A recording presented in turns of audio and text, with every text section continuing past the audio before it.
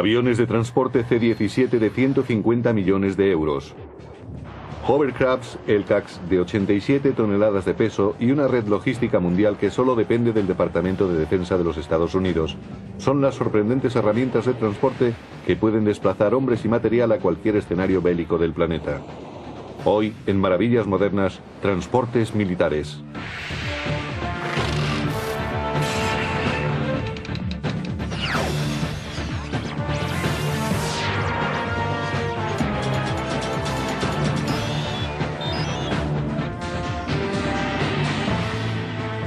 Maravillas Modernas, movimientos militares.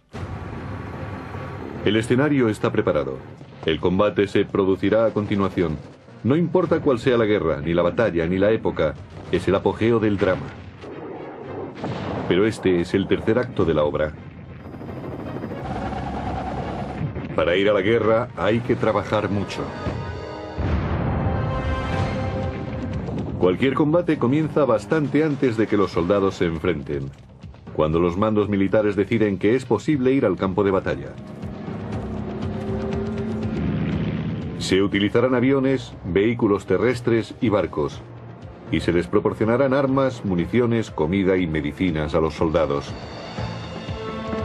Y lo harán por medio de transportes diseñados específicamente para los equipos y tropas militares. La infantería combate por lo que ellos llaman el terreno clave. Pero para entender esos combates y el lugar donde se desarrollan, hay que entender cómo se debe ir al campo de batalla.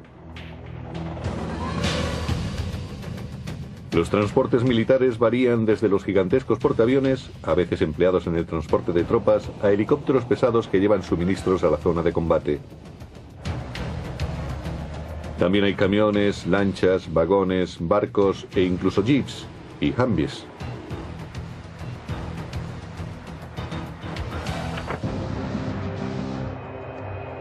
Este es el último de la serie de transportes militares actuales, el avión de transporte C-17, de 53 metros de longitud y 122.000 kilos de peso.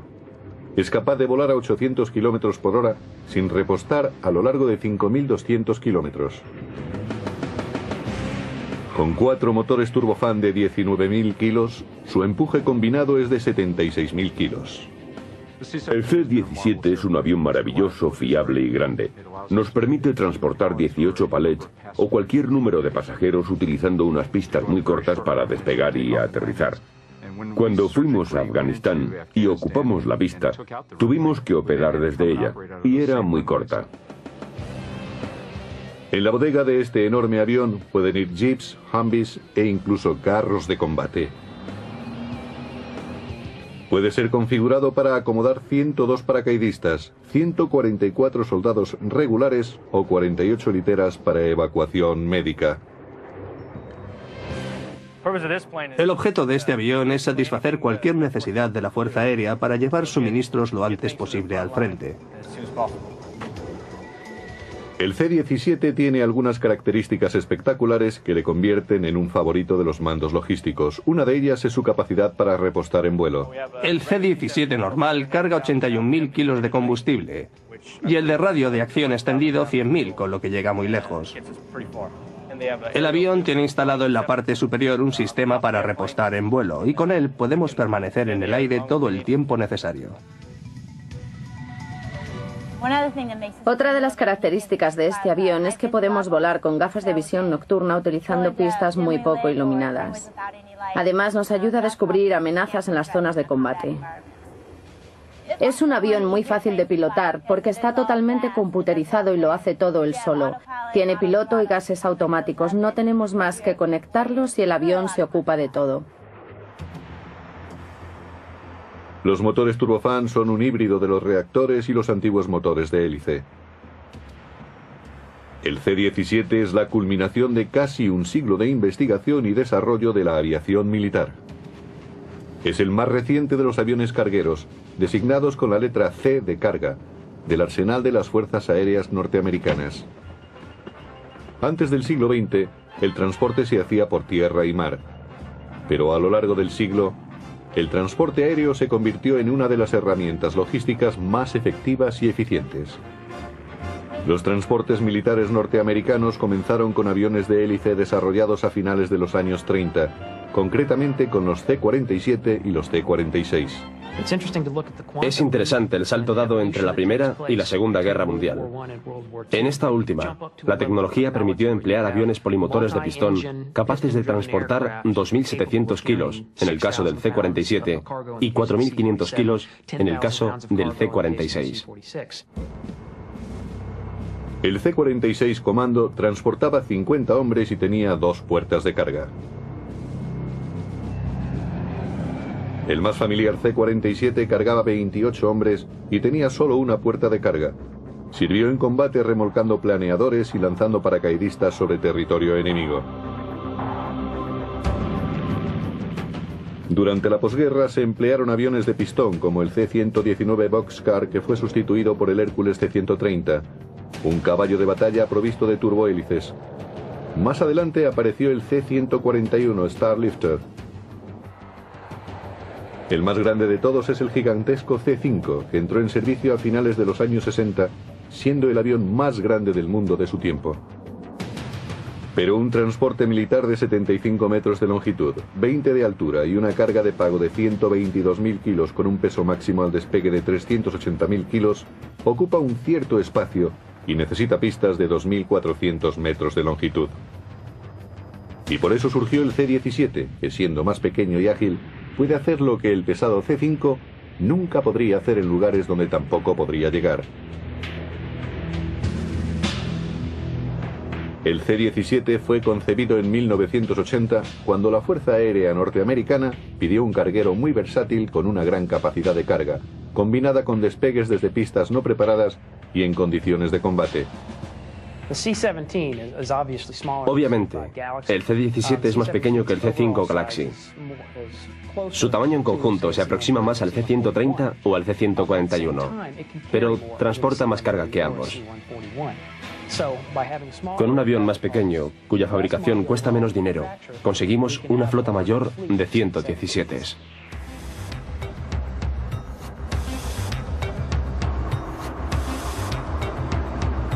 Una de las características más importantes del C-17 es la gran capacidad de su fuselaje. El cargador jefe, Scott Wetzel, es el encargado de llenar este avión. El cargador jefe es un comodín. En las misiones de transporte, el cargador planifica dónde debe colocarse la carga y se ocupa del peso y centrado del avión antes del vuelo.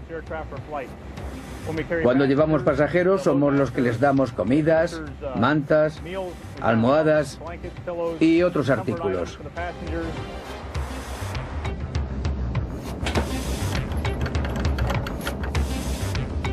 Cargar una bodega de 5,5 metros de anchura por 4,5 metros de altura con 78.000 kilos de suministros requiere un ordenador, una tripulación y un plan. Ahora el avión está preparado para descargar el material rodante. Cuando terminemos habrá que reconfigurar el suelo para sacar los palets. Para eso lo primero que hay que hacer es darle la vuelta a los rodillos y subir los raíles. El avión tiene que estar abierto. Vamos al panel lateral. Estos palets están sujetos a raíles laterales. Los cierres se controlan eléctricamente. Cuando se retraen hacia el suelo, se suelta el palet. El resto es sencillo, empujamos el palet fuera del avión. Carretillas elevadoras hidráulicas diseñadas especialmente ayudan a cargar el C-17 y pueden entrar en el fuselaje por medio de la rampa de carga. Eleva cargas o material rodante de 11.300 kilos hasta 570 centímetros de altura. El C-17 comenzó a operar en misiones militares en los Balcanes a principios de los años 90, no actuando por poco en la Guerra del Golfo. Desde entonces ha participado en 162 misiones humanitarias entre octubre y diciembre de 2001, lanzando 2,5 millones de raciones individuales en Afganistán en la Operación Libertad Duradera, Enduring Freedom. Creo que son los mejores aviones para esto. Yo vuelo en ellos y hacen cosas que nunca antes había visto hacer a otros aviones.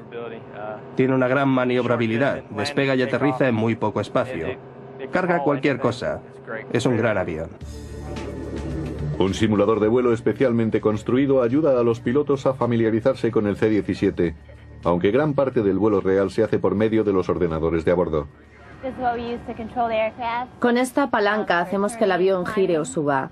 Estos son los mandos de gases, con los que controlamos el empuje. Los flaps están aquí. Este es el ordenador donde introducimos el plan de vuelo. No tenemos más que decirle dónde queremos ir y el ordenador conecta el piloto automático y vuela por nosotros. No es nada sorprendente que además de los 120 aviones que se entregaron en 2004, el ejército solicitase otros 60 C-17 más. Hasta que sea sustituido en los campos de batalla por otro diseño de avión, el C-17 Globemaster III seguirá siendo el más flexible de todos los aviones militares de transporte.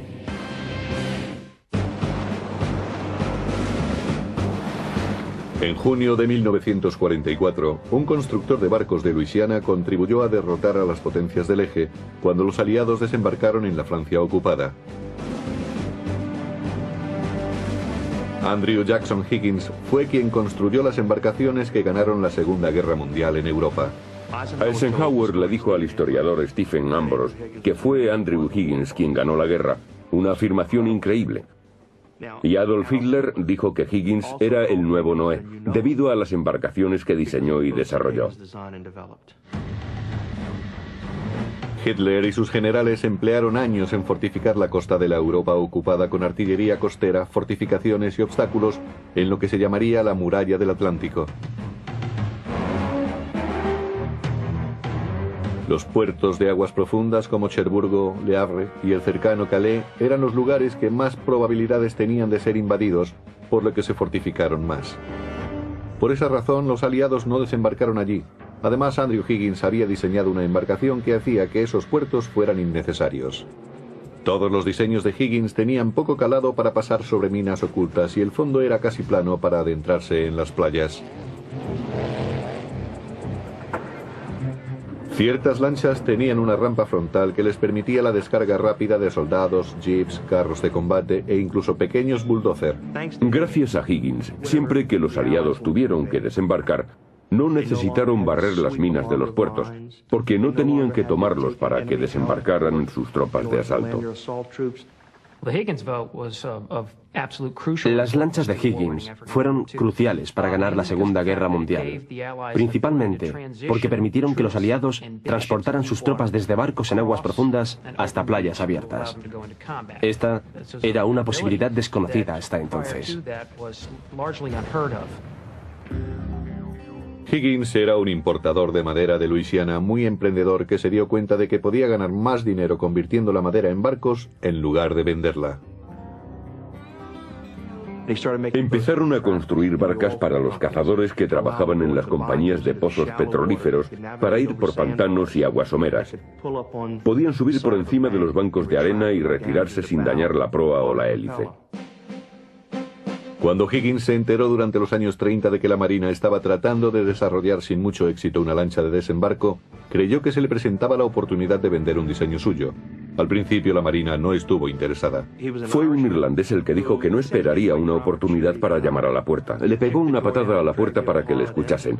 Les dijo que su lancha era mejor. Les dijo que sus barcas no eran las adecuadas. No le importó decirle a la cara a los almirantes lo que pensaba. A la Marina no le gustó eso. Creyeron que solo era un pequeño y arrogante constructor del sur, pero los marines lo consideraron su salvador. Los marines, la única tropa que realizaba desembarcos a finales de los años 30, se dio cuenta de que los barcos de Higgins hacían lo que él decía. Y ya que los marines eran los que iban a desembarcar en ellos, forzaron a la Marina a que los probara. Por supuesto, las lanchas entraron en las playas sin ningún daño. La quilla estaba construida de tal manera que protegía la hélice y cavaba un canal en la arena cuando la lancha entraba en la playa. La retirada era también muy sencilla. Una adaptación de las lanchas de desembarco japonesas revistió un interés militar especial, una rampa delantera abatible. Cargaban 36 hombres armados de pie, con la mochila a la espalda y el rifle en la mano. Se llevaba la lancha a la playa, se bajaba la rampa y en cuestión de segundos, literalmente segundos, salían erguidos de la lancha de desembarco para desplegarse en combate. Más adelante, se reconoció la inmensa utilidad que tenían estas lanchas en las misiones de desembarco bajo fuego enemigo.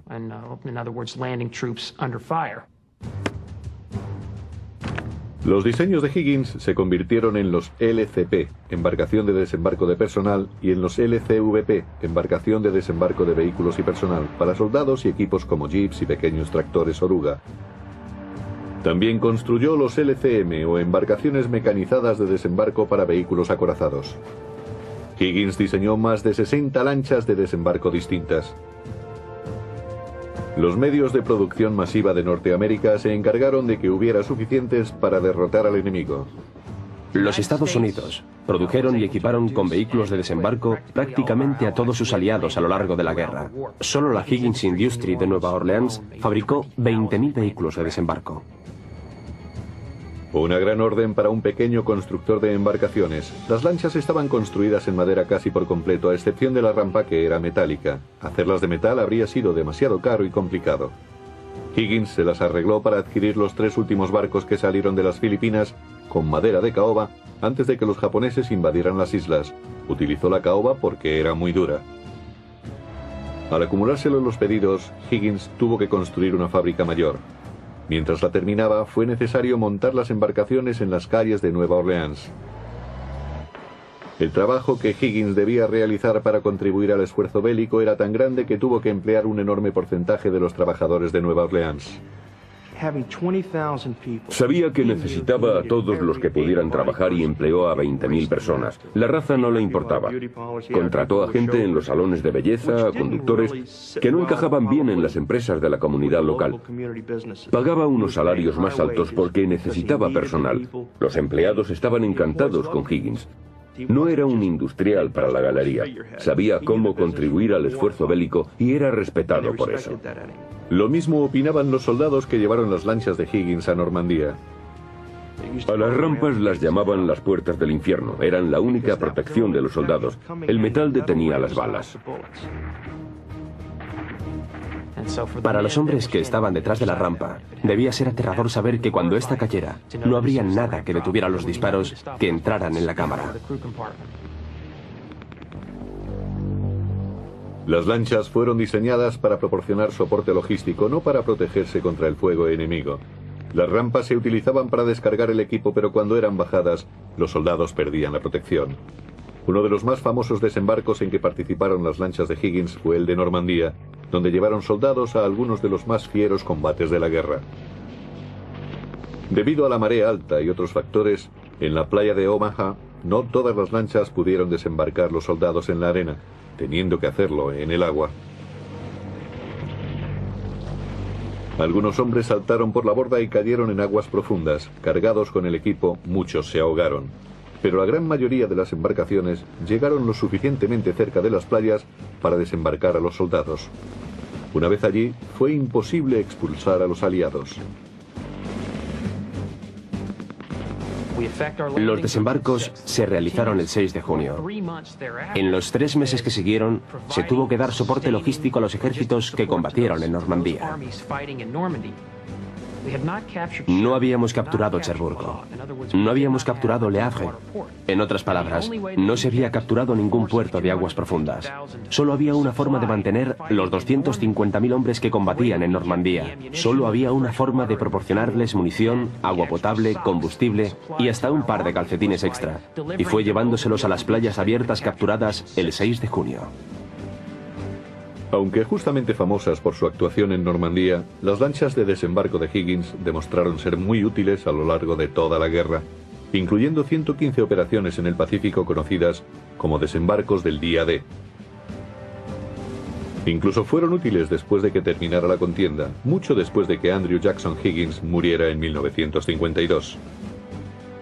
El mismo diseño fue utilizado en Corea y al principio también fue utilizado en Vietnam. Si pensamos en cómo habían cambiado los aviones desde el B-17 hasta el B-52, comprobaremos lo poco que variaron aquellas pequeñas lanchas que transportaban hombres y material.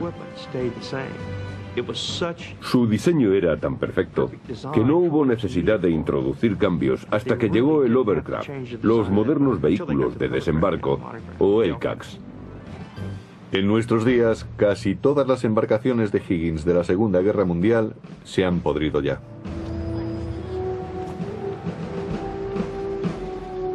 En el Museo Nacional del Día D de Nueva Orleans, George Benedetto ha construido un LCVP de Higgins siguiendo fielmente el diseño original.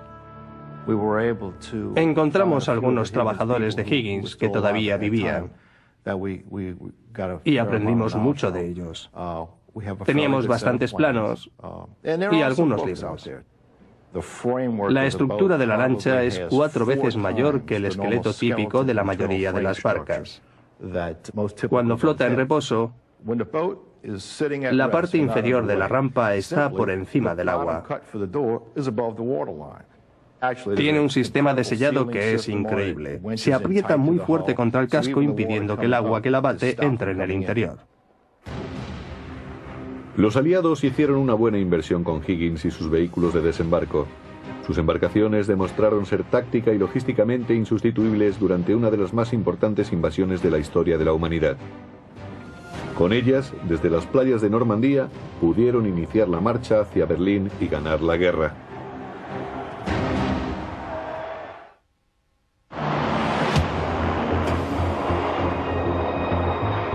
Bienvenidos al mundo de los LCACs, donde no existe ninguna playa fuera de su alcance, según dice la Marina de los Estados Unidos.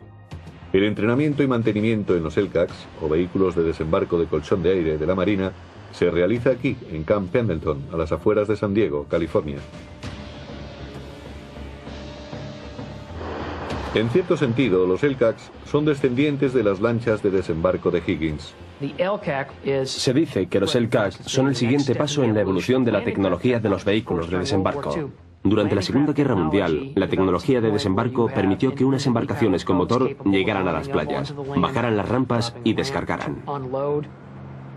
Pero ahora no hay nada parecido a las embarcaciones de Higgins. Los LCAC tienen un enfoque completamente distinto.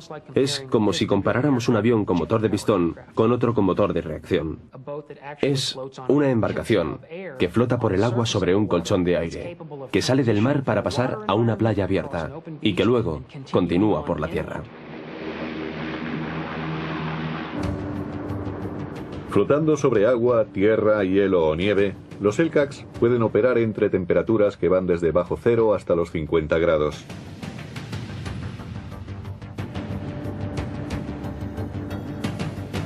Pero flotar no es tan sencillo como podría parecer. Equilibrar el vehículo es todo un reto. Ir en un Overcraft es ir sobre un colchón de aire que es mantenido por medio del faldón de goma que rodea al vehículo. Literalmente nos deslizamos sobre un colchón de aire como si fuera un disco de aire.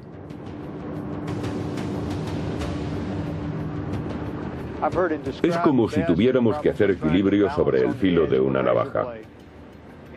En su manejo se utilizan en todo momento las manos y los pies para mantener controlado el vehículo.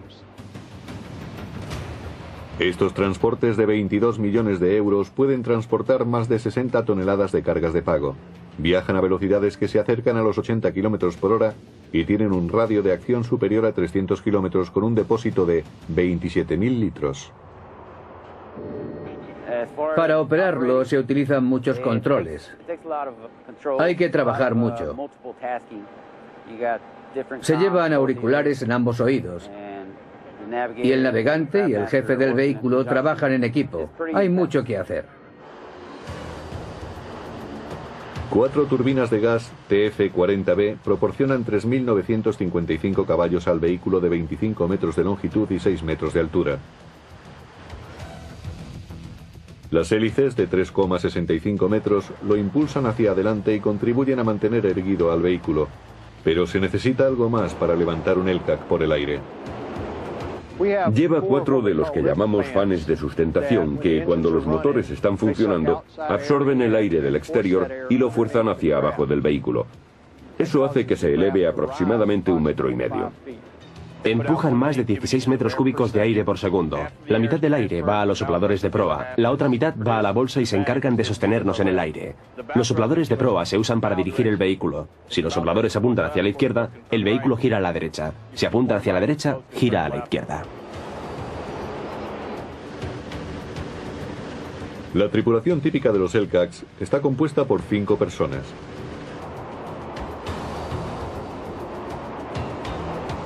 Manejar un disco flotante así requiere mucha práctica y destreza.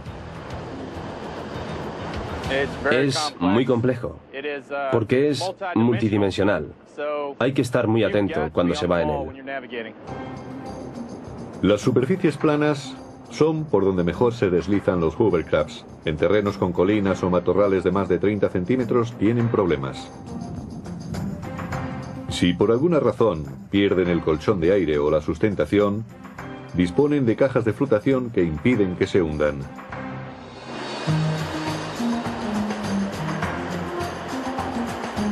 Naturalmente, el aire lleva mucha sal o arena, por lo que los vehículos deben ser limpiados después de cada misión para reducir la inevitable corrosión.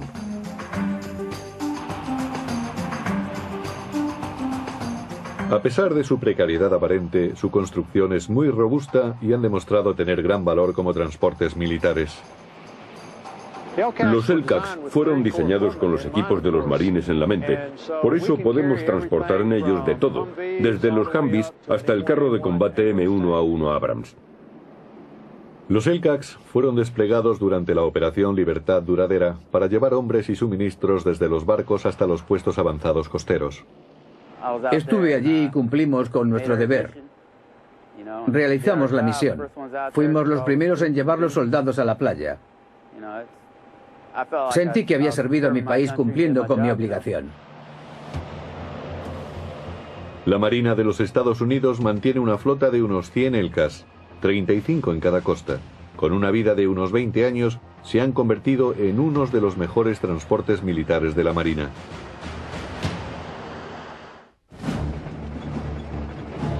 El ferrocarril representó un cambio revolucionario en los conflictos bélicos. Fue la primera herramienta logística moderna que usaron los militares. Aumentó drásticamente la velocidad con la que los ejércitos iban al combate. Antes del ferrocarril, solo existía la tracción humana y la animal. Cuando pensamos en las guerras del siglo XIX, imaginamos un frente que se desplaza a 6 kilómetros por hora. La velocidad a la que camina un hombre o 4 mulas tirando de un carro. Pero si introducimos el ferrocarril, de repente la velocidad a la que se desplazan los hombres y el material aumenta drásticamente. Las máquinas invadieron las rutas de suministro. Las locomotoras llevaron a los hombres y al material más rápidamente que nunca. Los soldados llegaban a su destino descansados y listos para el combate. Además, fue posible transportar a más soldados en el mismo instante que se diera la orden. La revolución industrial se debió a la máquina de vapor. Y en el transporte terrestre, probablemente, el ferrocarril fue la mayor innovación tecnológica hasta la llegada del motor de combustión interna. Las primeras locomotoras de vapor del año 1830 eran unos delicados artefactos que solo pesaban de 3 a 6 toneladas y se desplazaban a unos modestos 15 a 20 kilómetros por hora. Pero 30 años más tarde, el caballo de hierro se había convertido en un gigante de unas 30 toneladas, capaz de tirar de vagones a velocidades de 40 kilómetros por hora. Desde el punto de vista de equipos militares transportados por locomotora y usados en el frente, yo diría que todo empezó en la Guerra de Secesión Americana. En abril de 1861, Fort Sumter cayó en manos de los confederados, iniciándose la Guerra de Secesión. En mayo, el norte envió fuerzas para enfrentarse al sur en Virginia. Se encontraron en Manassas, a 40 kilómetros de Washington. Manassas Junction era un nudo ferroviario y había que apoderarse de él si se quería controlar la situación. Se puede transportar más carga por tren que por carro. En Manassas Junction se unían las líneas Orange y Alejandría, y desde allí partía la Manassas Gap Line, que recorría la Cordillera Azul. También había un ramal que conectaba con la Virginia Central, que llevaba a Richmond, la capital confederada. El control de este cruce permitiría al norte ir por ferrocarril hasta el mismo corazón de la Confederación.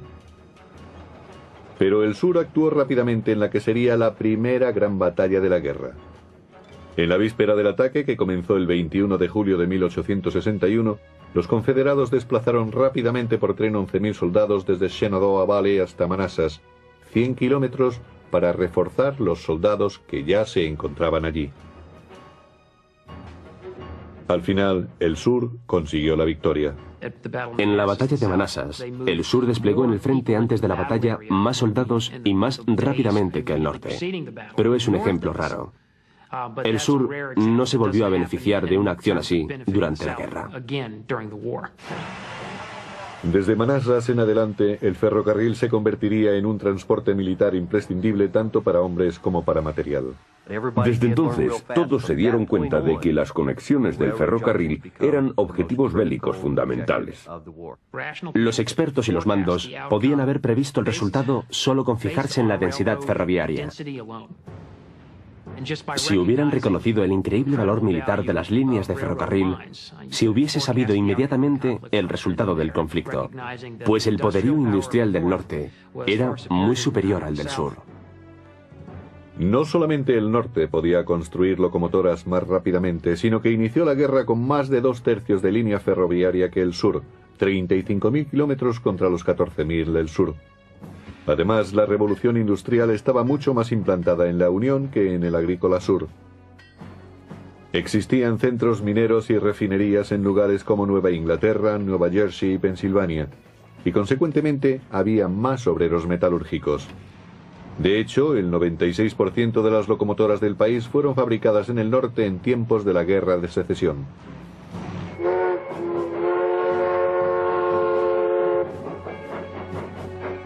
La Confederación también construyó ferrocarriles durante la guerra, pero con frecuencia cayeron bajo el control del norte, cuando sus fuerzas invadieron el sur, acelerando la derrota de la Confederación. Cuando las fuerzas de la Unión llegaron por la península cerca de Fort Morgan, Alabama, utilizaron la línea férrea que pasaba a 6 kilómetros del fuerte. Durante el sitio de Fort Morgan, la Unión transportó piezas y munición de artillería, llevó personas, comida y todo lo necesario para apoyar a sus fuerzas en el asedio. Y todo lo hicieron usando la línea férrea confederada. Al final, consiguieron que Fort Morgan capitulara. Como se demostró en Fort Morgan, los ferrocarriles no eligen bandos. El que tenga el control de las líneas férreas las usará a su conveniencia. Sin ferrocarriles propios adecuados, el sur trató de destruir las líneas del norte. Especialmente hacia finales de la guerra, en la región de Tennessee, Alabama del Norte, hubo incursiones confederadas tras las líneas de la Unión. El objeto era cortar las líneas de telégrafo, así como las redes ferroviarias. Los confederados sabían que eran objetivos militares importantes y que debían ser atacados. A pesar de esos esfuerzos, no pudieron contener a las fuerzas del norte a partir de 1863, cuando la Unión se dedicó metódicamente a destruir la logística confederada.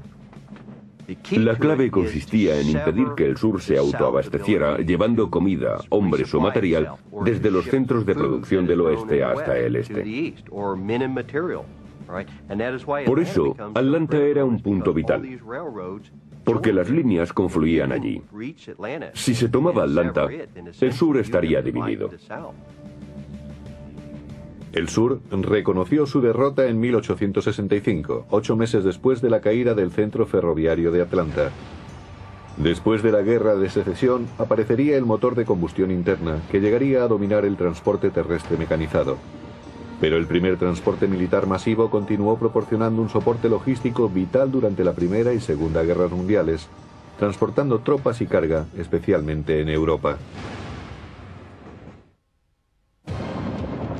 Todos los transportes militares modernos reciben órdenes de un mando único, cuya sola responsabilidad es el transporte y la logística militares.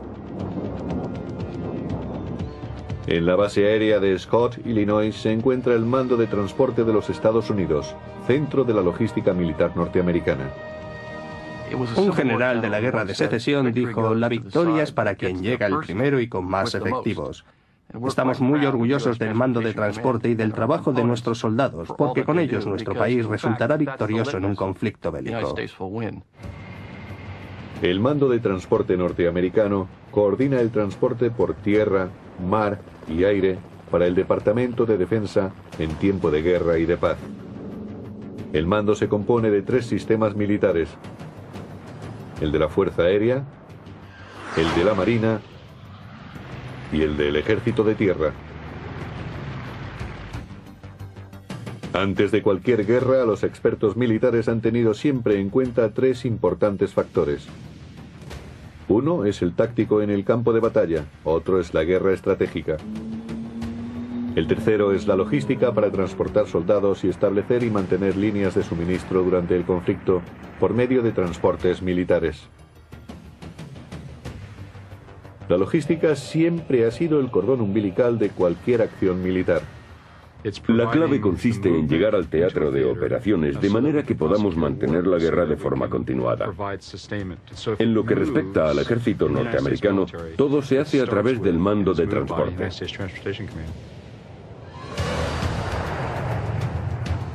Los C-17 de la Fuerza Aérea que realizaron misiones de abastecimiento en las operaciones Libertad Duradera fueron enviados por el mando de transporte norteamericano. Cada uno de los aproximadamente 100 LCACs de la Marina que llevaron suministros desde los barcos hasta las costas fueron coordinados por el mando de transporte. Todos los camiones, barcos y aviones cargueros militares operaron de acuerdo con el mando de transportes. Durante el primer año de la Operación Libertad Duradera, el mando de transportes envió más de 420.000 toneladas de suministros en ayuda con más de 50.000 soldados, coordinando miles de misiones de transporte desde bases citas en Europa y en los Estados Unidos. El mando de transporte es una combinación de fuerza aérea, marines, ejército de tierra y marina, además de guardacostas, empresas privadas para contratos comerciales y muchos empleados civiles. Centralizando unos servicios e industrias tan diversos, se ha adecuado la logística de un ejército moderno. Pero el concepto de transporte militar centralizado existía ya desde hacía algún tiempo. Cada rama del ejército había intentado por separado coordinarse internamente. La lección principal que se aprende en todas las guerras, desde la Guerra de la Revolución hasta la Primera Guerra Mundial, es que el transporte debe ser centralizado bajo una autoridad única. Por eso, durante la Gran Guerra, el ejército norteamericano, tanto en Francia como en Estados Unidos, creó una oficina única llamada Jefatura de Transportes. Pero las oficinas con poder limitado dentro de una rama del servicio eran inadecuadas para coordinar efectivamente una fuerza plural como la norteamericana. Los mandos necesitaban algo distinto, que dependiera solamente del Departamento de Defensa. Antes de la creación del mando de transporte, cada servicio tenía su propio sistema y funcionaban muy mal, pero eran reacios a desprenderse de sus activos. Hubo al menos una docena de grandes intentos desde la Segunda Guerra Mundial para unificar los transportes en el Departamento de Defensa. Todos fallaron por motivos triviales. En 1978 los Estados Unidos perdieron la Tercera Guerra Mundial. Al menos eso es lo que ocurrió con un juego de guerra computerizado ultrasecreto llamado Nifty Nugget. Si el enemigo invadía Europa, el Departamento de Defensa sencillamente no podría reforzar sus guarniciones. Asombrados, los mandos militares se vieron forzados a diseñar un mando logístico centralizado. En 1987 todas las piezas encajaron. Ahora los jefes del Ejército de Tierra, la Marina y la Fuerza Aérea dependían directamente del Secretario de Defensa, reduciendo la burocracia. Cuando la Guerra del Golfo comenzó en 1990, el mando de transporte aprovechó el conflicto para demostrar su eficacia, tonificar sus músculos y limar asperezas. Se validó entonces todo lo que dijimos que necesitaríamos de un nuevo avión carguero. También se demostró que necesitábamos mejorar mucho nuestra fuerza naval de transporte, que había caído en un tremendo abandono. El transporte marítimo fue mejorado, la carga y descarga fueron modernizadas, se ordenaron nuevos aviones, el mando de transporte se convirtió en una compañía eficiente, incluso se referían a sus clientes como compradores. No es de extrañar que se hiciera uso extensivo de la tecnología informática. Utilizamos intensamente la tecnología informática en el mando de transporte. Contamos con múltiples sistemas que usamos para vigilar la planificación, el potencial y la ejecución. En cualquier momento conocemos la capacidad de la que disponemos y en qué lugar se está usando. No solo de las plataformas de transporte, sino de los hombres adecuados, los equipos y los suministros, porque queremos asegurarnos de que las cosas estén como deben estar. La tecnología de la información resulta una maravilla invisible que ayuda a nuestra logística global a entregar equipos, municiones y suministros tan rápidamente como sea posible. Y lo hacemos desde el lugar donde son producidos hasta las personas que los necesitan, cruzando medio mundo si es necesario.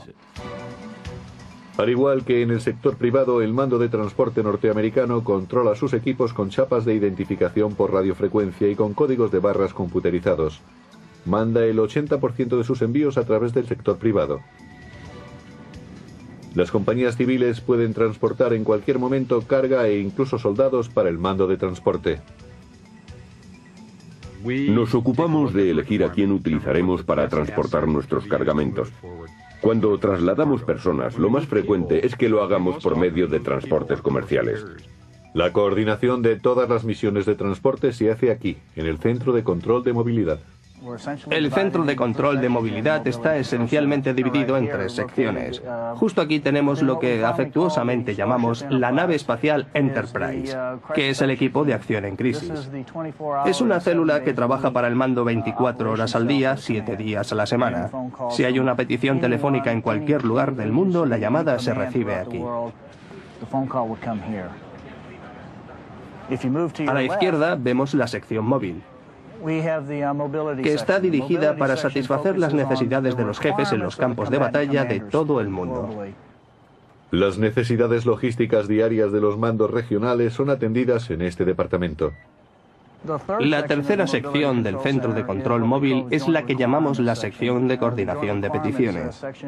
Atiende, como si se tratase de compradores, a los jefes en combate, a las agencias DoD y a las agencias estatales que solicitan transporte.